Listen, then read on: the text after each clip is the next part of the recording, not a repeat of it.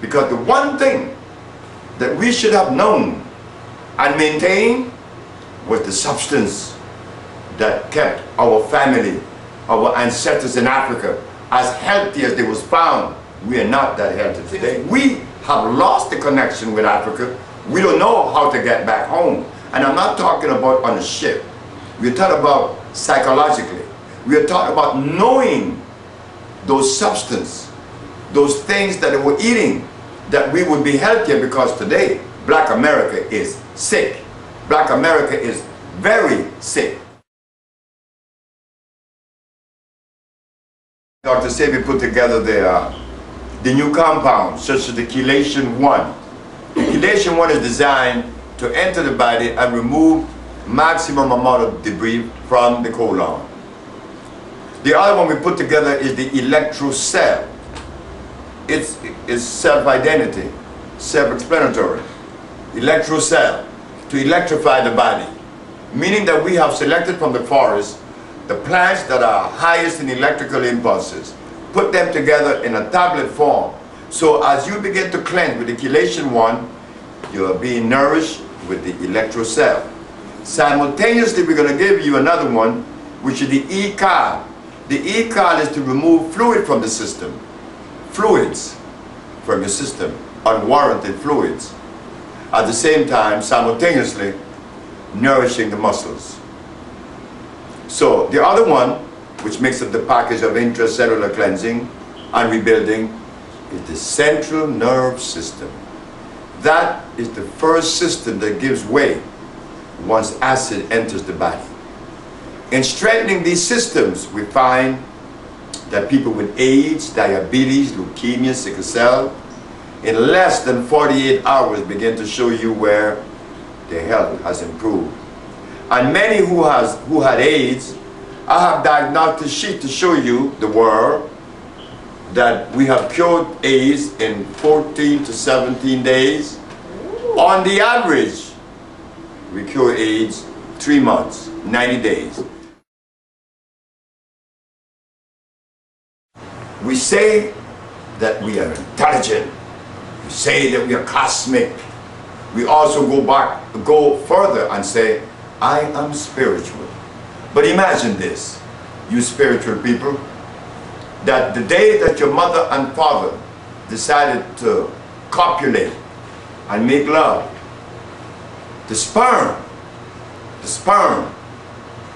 of your father was already compromised with acid, and the ovum of your mother likewise. So here you find a child like SEBI, born from a compromised sperm, adulterated sperm, and he's going to tell the world that he's smart.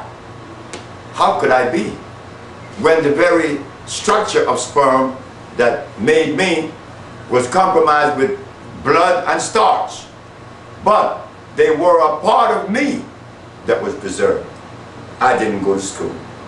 That was the better part of me. If I had gone to school, I would not have been able to afford myself as a servant on the level and in the perspective that I am doing so today. Why? Because schools would have interfered with me, because the schools promote protein, enzymes, and vitamin. Well, these things have been used over the years. I do not promote those things because I'm like outside of the box. I'm living in a broader perspective where we find that the body does not need enzymes, protein, or vitamin. The body needs electric food. Being born from an adulterated sperm, I was born with asthma. At 27, I had diabetes. At 28, I was impotent. At 30, I wore glasses and I weighed 291 pounds. Here I am today now at 74, without any of those manifestations. Not that I'm as healthy as I could be or should be, because I started off eating garbage. I was eating everything that my mother gave me, which was garbage. None of it was complimenting me. But what this shows, that at the age of 30, I visited a Mexican in Cuernavaca, Morelos, which is Mexico. This man showed me that I was in direct violation of my ancestors.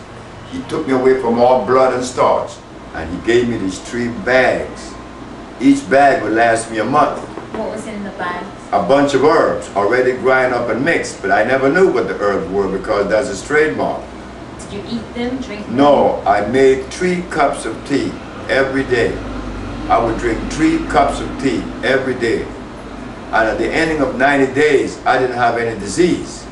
But at the ending, bathroom a lot when you had yes, I would go into the bathroom 5 and 10 times a day. I had a great big stomach. I was passing fecal matter for days, even after I didn't eat. 48 days after I didn't eat, I was still passing fecal matter. Then it was just mucus coming out. But what I noticed was this. Where was the mucus coming out? From the body. Wow. From the body, my bowels. What I remember, and I logged it and I have it in the book, that when the first 14 days, the first 7 days I was dizzy. From the 7th to the 15th day, no, from the first day to the 7th day, I was calm and pretty. I felt good. But from the 7th to the 15th, I was dizzy every day. I was dizzy. I had to crawl to the bathroom on my all fours. I went to the bathroom for a whole week on my knees and my hands. I couldn't stand up because everything was moving.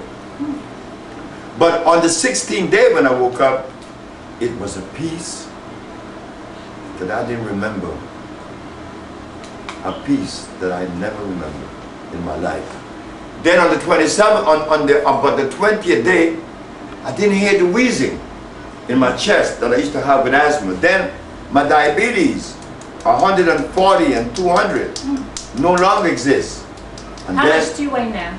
I only weigh 158 pounds. How much were you weighing then? 291. Wow. So, by the ending of 27th day, on the 57th day, I woke up, and this is where an argument come into my brain. When I was a little boy, all the men in Honduras, from Trinidad, from Barbados, from the United States, they would have these conversations in the barbershop. And what they would always say, that if you want to please your wife sexually, eat a lot of eggs raw, and drink a lot of milk, and eat a lot of raw meat or meat for protein. Well, these things are the very things that interfere with your life. Now I didn't eat anything for 57 days, and when I woke up, after not having an erection for 2 years, I was impotent. Why am I not impotent when I woke up on the 57th day? Why my penis is erect?